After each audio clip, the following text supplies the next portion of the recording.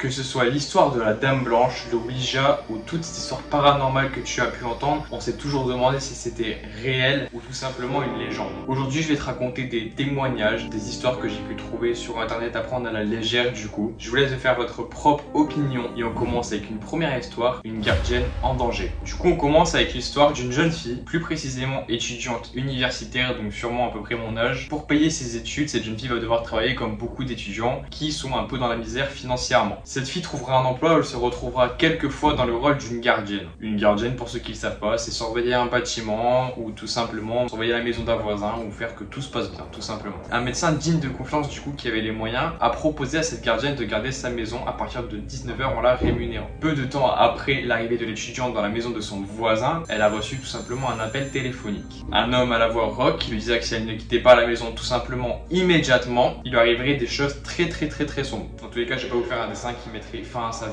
quoi. En tout cas, c'est ce qu'elle comprend au téléphone là tout de suite. Étudiante terrifiée, je pense qu'on aurait fait tous pareil. Tu raccroches le téléphone et là, elle va fixer le numéro de téléphone, bien sûr qui sera un numéro masqué, donc impossible de savoir d'où vient cet appel. Accrochez-vous, 30 minutes plus tard, le téléphone va ressonner de nouveau. Cet homme va rappeler avec une voix terrifiante et va répéter tout simplement à Maria: si tu ne sors pas de cette maison, je te tuerai. Prise de terreur, la jeune fille appela du coup immédiatement la police, qui est logique après 2 appels. Que ce soit un canular ou pas, je pense qu'on aurait fait exactement la même chose. La police lui a dit tout simplement que si cet homme venait à rappeler, il fallait le garder obligatoirement 1 minute au téléphone pour essayer d'avoir sa localisation GPS, donc la localisation de l'appel téléphonique. Plus tard, Maria reçoit encore un appel téléphonique. Bien sûr, le même homme se tenait au bout du fil et malgré sa terreur, la gardienne a su garder cet homme au téléphone pendant 1 minute comme la police lui avait demandé. Cet homme va réitérer ses menaces à Maria en boucle, lui demanda de quitter la maison sur le champ, sinon je la tuerai. La femme qui travaillait à la police lui ordonna tout simplement de quitter la maison immédiatement. Et pour cause, tenez-vous bien droit, ça va faire des frissons dans le dos. La femme au téléphone va lui expliquer que tout simplement l'homme lui téléphonait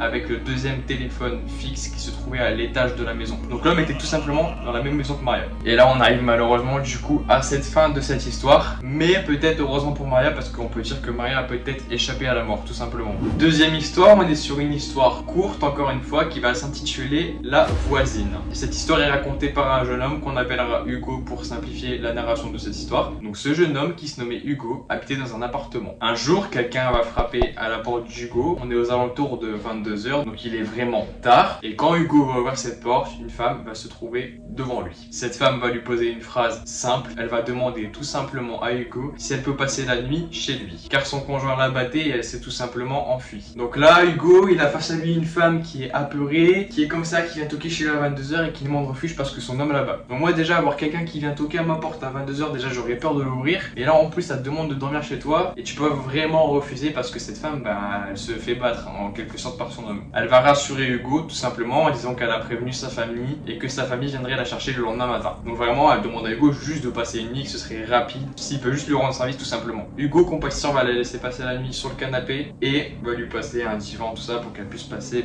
sa meilleure nuit avant de retourner dans sa famille. Au réveil, tout s'est bien passé, Hugo n'est pas mort. Hugo n'est pas mort, je le tiens un peu en rigolant parce que moi j'aurais été un petit peu nerveux. La couverture que Hugo a donnée est bien pliée, bien rangée. La jeune femme semble être partie, donc Hugo, ça ne pose pas de questions. La femme est partie sans dire au revoir, bon, moi c'est bizarre. Donc du coup, Hugo a décidé de partir se préparer et va tout simplement aller travailler. Le soir suivant, on frappe à nouveau à sa porte. C'est la même femme, et cette fois, son visage est couvert de marques de coups. Donc elle a plein de bleus sur sa tête, sur son corps. Mais rappelons que cette femme était censée partir dans sa famille. Hugo, en toute compatie, ne va tout simplement pas refuser et va laisser du coup cette femme rentrer chez lui. Au petit matin, même manège, elle n'est plus là. Elle a bien rangé la couverture dans le coin du canapé. Cette femme n'est plus là, elle a redisparu. Cette situation, elle va se répéter tout le long d'une semaine. Donc Hugo était un peu naïf, mais il aurait peut-être fallu appeler la police. Moi je pense que je vais appeler la police personnellement. Et cette situation, elle va durer 1 semaine. Vous vous rendez compte? 1 semaine. Du coup Hugo, il est inquiet, logique, il aurait fait comme tout le monde. Et au bout d'1 semaine, Hugo, il se rend enfin compte qu'il serait peut-être temps d'aller voir la police. Donc du coup, il va se rendre au poste de police le plus proche pour expliquer la situation tout simplement à un agent de police. L'agent va lui montrer une photo tout simplement où Hugo va reconnaître la femme. Et la police va lui apprendre que quelques temps auparavant, cette femme s'est fait battre par son homme à mort. Donc là,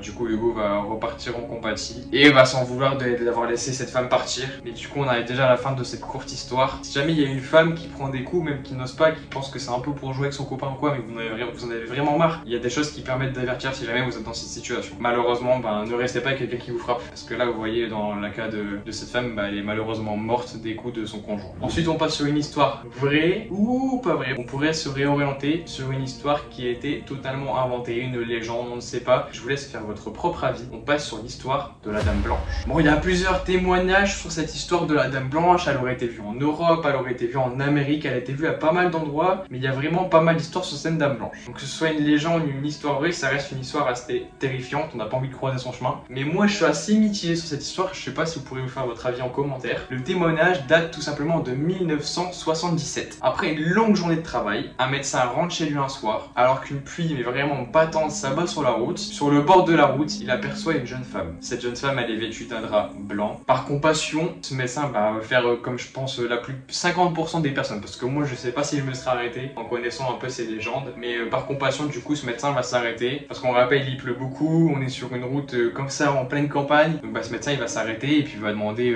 s'il peut pas déposer cette femme tout simplement en ville, ou de la raccompagner chez elle. En tout cas, ce médecin partait dans cette optique là. Cette femme va monter dans la voiture du coup de ce médecin, va lui donner son adresse et ne va plus adresser un mot du trajet. Pendant le trajet, elle va rester silencieuse jusqu'à ce qu'à ce médecin passe un pont nommé le pont du Furet. À cet instant, cette dame va devenir très agitée et tout simplement effrayée. Une fois arrivée à cette destination, le médecin va lui prêter son parapluie et va attendre jusqu'à ce que cette femme lui rende son parapluie tout simplement. Cependant, ne voyant pas la jeune femme revenir, le médecin va toquer à cette porte par l'adresse que la femme lui a donnée. Un couple va lui ouvrir la porte et le médecin va lui raconter du coup toute son histoire. Le couple va leur expliquer au médecin que cette fille est décédée au pont du Furet que vous aurez pu entendre juste avant dans l'histoire en accident de moto. Cette histoire me fait froid dans le dos. Je vous mens pas que j'ai des frissons actuellement, je sais pas si ça va se voir à la caméra. Voilà pourquoi du coup l'explication de la Dame Blanche, donc la fille qui était vêtue d'un drap blanc, était effrayée de passer sur son pont. On va passer à une histoire un peu plus connue. Je le dis un peu avec les sourires, mais je vous mens pas que depuis tout à l'heure j'ai des frissons à vous raconter toutes ces histoires. On va passer à l'histoire de David McCallum et son jeu de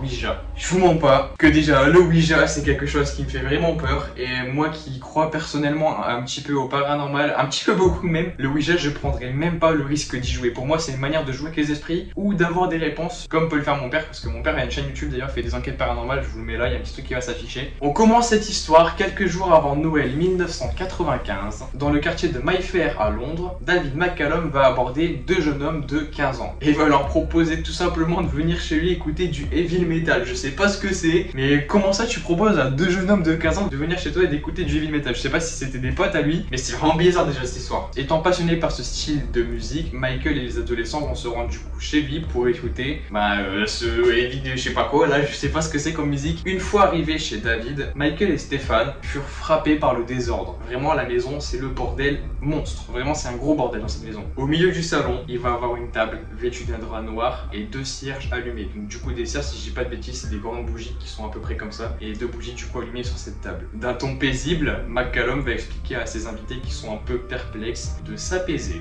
Depuis quand tu dis ça à tes invités? Déjà pour commencer, depuis quand tu dis ça à tes invités? McCallum du coup va pas perdre plus de temps, il va expliquer à ses deux invités à quoi sert ce qu'il y a sur la table. Et ça fait froid dans le dos. Il va leur expliquer que c'est littéralement un culte au diable et que c'est un moyen de communiquer avec les morts. Moi j'y crois, c'est un moyen de communiquer avec les morts et c'est une chose avec laquelle il ne faut pas jouer. Tout fier, Michael va montrer son petit plateau sur sa table et va proposer aux deux adolescents de jouer à Ouija. Tout simplement, faut pas jouer au Ouija. Les deux adolescents vont rester perplexes, ils vont regarder Michael et ils sont un petit peu intrigués à la fois de voir ce Ouija sur la table. Et ces deux adolescents vont décider d'accepter tout simplement de jouer au Ouija. Une fois arrivés à cette table, les jeunes hommes vont tous s'installer autour de la table et autour de ce plateau. Suivant la tradition du jeu, chaque jeune homme doit poser sa main sur le centre du jeu où se trouve un triangle. Presque soudainement, la voix de McCallum est rompue de silence. Vraiment, il arrête de parler d'un coup. Il va dire une phrase simple qui me fait encore plus froid dans le dos. Satan, tu es parmi nous, donne-moi tes ordres. Dis-nous ce que tu désires que nous fassions. Mais moi, j'aurais pas osé parler comme ça à Satan. Je te le dis, s'il existe Satan, j'aurais même pas osé parler comme ça. McCallum va se lever brusquement et va prendre un des jeunes adolescents, Michael, et va le projeter sur le lit. Et attention, tenez-vous prêts, il va s'armer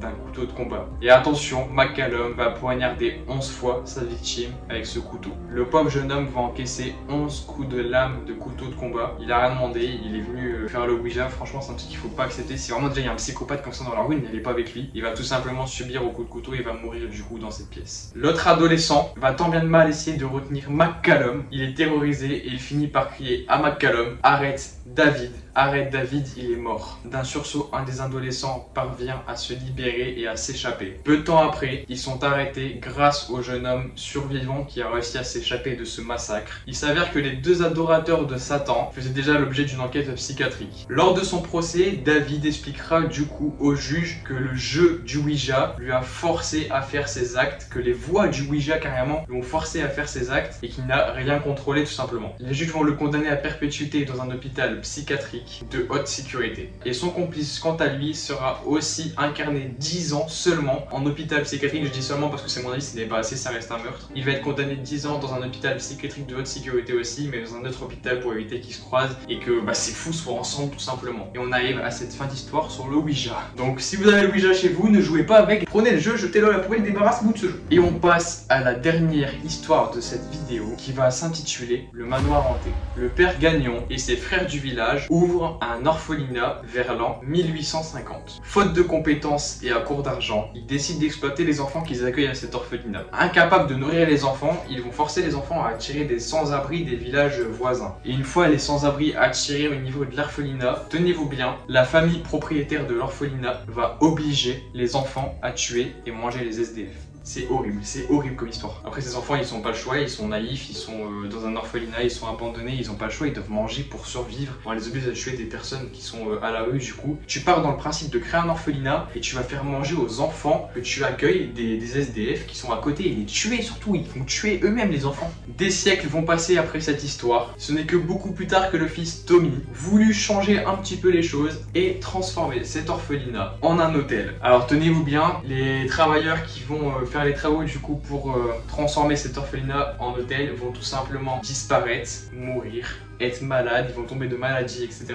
Et du coup le projet il est tout simplement abandonné. Donc du coup le petit-fils Tommy va abandonner tous ses projets de construire un hôtel sur le terrain de cet orphelinat. Le temps va passer et une petite idée va venir à l'esprit de Tommy d'utiliser les terres de l'orphelinat pour créer un complexe familial. Et c'est ainsi qu'il va créer un refuge animalier. Ensuite aux alentours il y aura des jeux pour les enfants, il y aura un parc aquatique, il y aura un petit camping et du coup un château magique. Le petit Tommy voulait tout simplement créer un endroit qui est joyeux et changer l'histoire de cet endroit qui était horrible, qui a été créé par ses ancêtres et que tout se passe bien.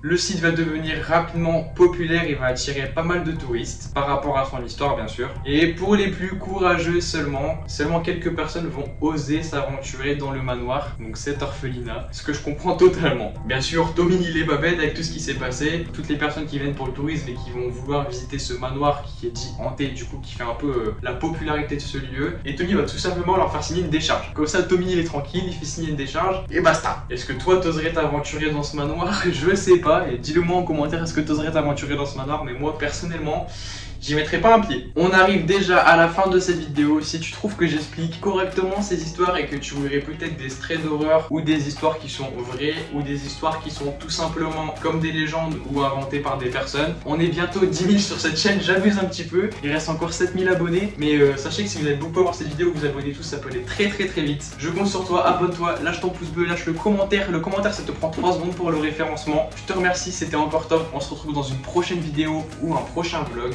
Ciao ciao.